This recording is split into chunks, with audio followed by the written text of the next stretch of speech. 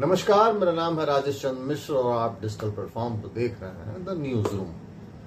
और आज हम बात करेंगे आगमुट कैडर के एक आईपीएस ऑफिसर मुकेश सिंह के बारे में, जिनकी नियुक्ति हाल के दिनों में चर्चा का केंद्र बनी हुई है। और अगर उनकी बात शुरुआत करने के लिए दो लाइन कहूं कि जो तूफानों में पलते जा रहे हैं वही दुनिया बदलते जा रहे हैं। 1996 बैच के आगमुट कैडर के आईपीएस अफसर मुकेश सिंह, जो वर्तमान में लद्दाख के डीजीपी के रूप में सेवा दे रहे थे, उनका तबादला मणिपुर के डीजीपी के तौर पर कर दिया गया है।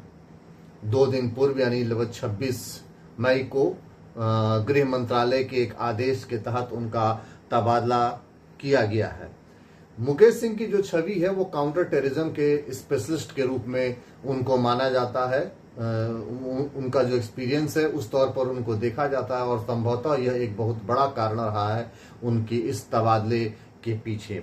देश की आंतरिक सुरक्षा और आतंक विरोधी अभियान में मुकेश सिंह का एक लंबा अनुभव है और 26 मई के अपने आदेश में गृह मंत्रालय भारत सरकार ने यह लिखा है कि जनहित में विशेष मामले यानी special case in public interest के तौर पर उनका यह तबादला किया गया है।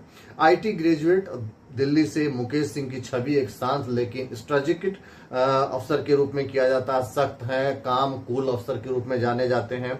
और जो उनकी तुलना है बेसिकली वो रियल लाइफ वाले मुकेश सिंह को रियल लाइफ में जो द फैमिली मैन जो वेब सीरीज था उसमें श्रीकांत तिवारी के रूप में मनोज वाजपेयी ने जिस किरदार को निभाया था उसके रूप में उनको देखा जाता है।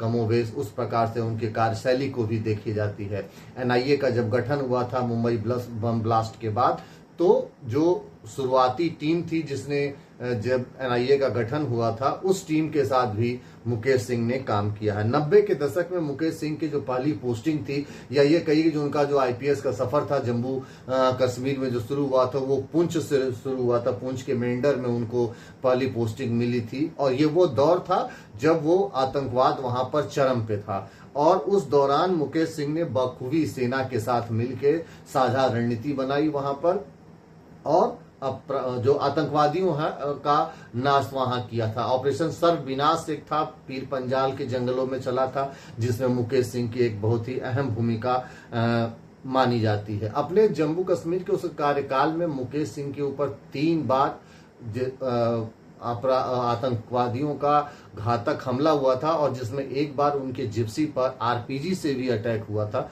और इन तीनों बार के हमलों में जो कहते हैं मौत को छू के वो वापस आ चुके थे वहां से।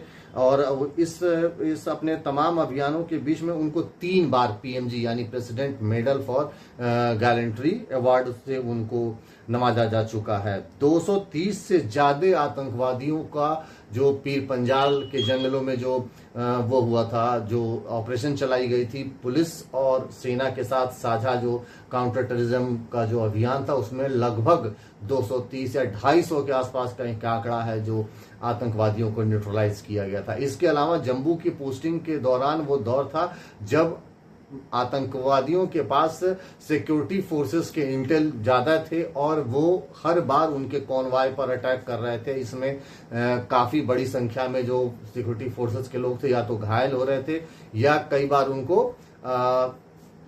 अपनी शहादत देनी पड़ रही थी। उस दौर में मुकेश सिंह साहब ने वहां पर अपने इन्फॉर्मर्स का और पुलिस का एक ऐसा बड़ा नेटवर्क खड़ा किया, अपराधियों का और आतंकवादियों के बारे में इंटेल निकाला, उसको सेना के साथ साझा किया और बड़ी संख्या में वहां पर जो आतंकवादी थे उनको न्यूट्रलाइज किया गया। इसके अलावा वहां पर जम्मू कश्मीर में दोनों जगह आईजीपी की जम्मू आईजीपी के रूप में भी उन्होंने काम किया। बाद में जब सेंट्रल डेपुटेशन पर आए तो आईटीबीपी में भी उनकी एक लंबा कार्यकाल रहा, एक अच्छी भूमिका रही। इसी साल जनवरी माह में गृह मंत्रालय ने उनको लद्दाख का डीजीपी बनाया था। और इस वर्तमान कॉन्टेक्स्ट की अगर बात करें तो मणिपुर पिछले काफी समय से नागा और कुकी जो 2 वहां की जनजातियां जिनके आपस की राइवलरी के चलते वो पूरा मणिपुर एक तरह से बर्निंग स्टेट हुआ है। तो वहां पर भारत सरकार को, और खासकर अगर बात करें तो गृह मंत्रालय को एक ऐसे अफसर की तलाश थी कि जो स्थिति को कामली हैंडल कर सके। और एक लंबे मंथन के बाद जिस नाम पर सर्वसम्मति बैठी वो था मुकेश सिंह साहब का नाम, जो वर्तमान में अभी डीजीपी लद्दाख है। 26 मई को अब इनका ऑर्डर आ चुका है और 30 मई तक इनको मणिपुर ज्वाइन करना है बतौर डीजीपी मणिपुर। तो अब देखना होगा कि अपने पिछले लगभग तकरीबन लगभग 3 दशक उनको पूरा हो चुके हैं जम्मू कश्मीर जैसे पीक टेररिज्म के दौर में, जिन्होंने अपना सबसे बेस्ट वहां पर दिया। 3 बार पीएमजी से नवाजे जा चुके मुकेश सिंह अपनी पूरी जो अपनी अनुभव है, अपनी रणनीतिक छवि है जो उनकी, उसका कैसा उपयोग करते हैं मणिपुर में, उसको कितना शांत कर पाते हैं, और भारत सरकार और गृह मंत्रालय की जो कसौटी है, जो उनकी उम्मीद है, उस पर कितना खरे उतर पाते हैं। बहरहाल उनके इस नई उपलब्धि के लिए उनको शुभकामनाएं, और देखना होगा कि आने वाले समय में वहां मणिपुर में कितना बदलाव आता है। तो बहरहाल इस खबर पर उनके नए इस पोस्टिंग से जुड़ी और किसी नए अपडेट और ऐसे ही किसी अन्य खबरों के साथ, रोचक जानकारी के साथ हम डिजिटल प्लेटफॉर्म पर फिर होंगे आपसे रूबरू। तब तक के लिए धन्यवाद।